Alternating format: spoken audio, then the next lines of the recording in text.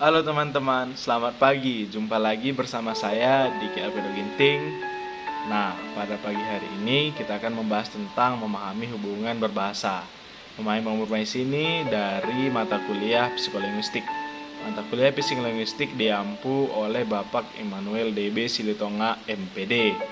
Nah, yang pertama kita tahu dulu apa sih pengertian bahasa itu. Nah, menurut Plato, bahasa adalah pernyataan pikiran seseorang dengan perantara onomata atau nama benda dan remata atau ucapan yang merupakan cermin dari ide seseorang dalam arus udara lewat mulut. Yang kedua, menurut Ferdinand, bahasa merupakan ciri pembeda orang paling menonjol dengan bahasa setiap kelompok sosial akan merasakan dia berbeda dengan orang lain. Yang kedua, menurut Bill, bahasa adalah suatu sistem pengembangan psikologi individu dalam sebuah konteks intersubjektif. Yang terakhir, menurut Wahyu Wibowo dalam bukunya Otonomi Bahasa. Bahasa merupakan sistem simbol bunyi yang bermakna dan berartikulasi yang bersifat arbiter dan konvensional. Berbahasa adalah suatu kemampuan yang diperlukan dalam berkomunikasi maupun berinteraksi dengan orang lain. Keterampilan berbahasa perlu dilatih sehingga kemampuan orang berkompetensi meningkat dan sesuai dengan perkembangan psikologinya. Komunikasi sungguhnya terjadi dalam suatu konteks kehidupan yang dinamis. Dalam suatu konteks budaya, dalam komunikasi yang sesungguhnya ketika melakukan proses e-conding, si pengirim berada dalam suatu konteks yang berupa ruang, waktu, peran, serta konteks budaya yang menjadi latar belakang pengirim dan penerima. Keberhasilan suatu komunikasi sangat tergantung kepada proses encoding dan decoding yang sesuai dengan konteks komunikasinya. Seseorang dikatakan memiliki keterampilan berbahasa dalam posisi sebagai pengirim pesan atau encoder. Yang selanjutnya adalah hubungan bahasa, berpikir, dan berbudaya. Hampir seluruh bagian dan kehidupan manusia dilingkupi oleh bahasa, sehingga bahasa adalah bagian yang tidak terpisahkan dari perkembangan budaya manusia. Segala aktivitas yang dilakukan oleh manusia dalam kehidupannya tidak terlepas dari unsur bahasa di dalamnya.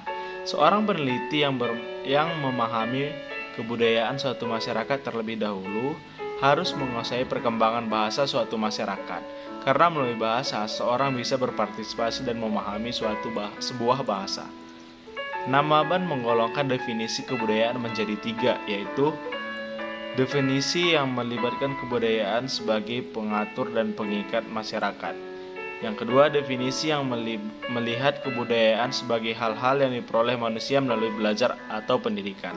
Yang ketiga, definisi melihat kebudayaan sebagai unsur kebiasaan dan perilaku manusia.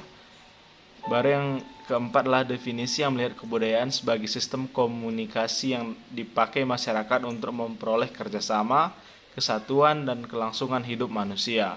Menurut Abdul Chaer dan Leonie Agustina pada tahun 2000 di bukunya halaman 163. Nah, yang kedua adalah hubungan bahasa, berpikir, dan berbudaya. Yang pertama dari teori Wilhelm von Humboldt. Mengenai bahasa itu sendiri, von berpendapat bahwa substansi bahasa itu terdiri dari 2 bagian. Bagian pertama berupa bunyi-bunyi dan bagian lainnya berupa pikiran-pikiran yang berbentuk dalam kelompok. Bunyi berbentuk oleh lauform dan pikiran-pikiran dibentuk oleh ideoform atau ineroform. Jadi bahasa menurut von Humboldt merupakan sintes dari bunyi dan pikiran atau ideoform. Dari keterangan itu bahwa bisa disimpulkan bahwa bunyi bahasa merupakan bentuk luar, sedangkan pikiran adalah bentuk dalam. Bentuk luar bahasa itulah yang kita dengar, sedangkan bentuk dalam bahasa berada di dalam otak. Kedua berbentuk inilah yang membelenggu manusia dan menentukan cara berpikirnya. Dengan kata lain, von Humboldt berpendapat bahwa struktur suatu bahasa menyatakan kehidupan dalam atau otak serta pemikiran. Yang kedua adalah teori Sapir-Whorf. Menurut Whorf, selanjutnya sistem tata bahasa suatu bahasa bukanlah hanya merupakan alat untuk menyalurkan ide-ide, tetapi juga merupakan pembentuk ide-ide itu, merupakan program kegiatan mental seseorang, penentu struktur mental seseorang. Dengan kata lain, tata bahasalah yang menentukan jalan pikir seorang, menurut Simajuntak pada tahun 1987. Yang ketiga adalah teori Jean Piaget. Berbeda dengan pendapat Suppier dan Worloff, Piaget, sarjana Prancis, berpendapat justru pikiranlah yang membentuk bahasa. Tanpa pikiran, bahasa tidak akan ada. Pikiran yang menentukan aspek-aspek sintaksis dan rasio bahasa, bukan sebaliknya.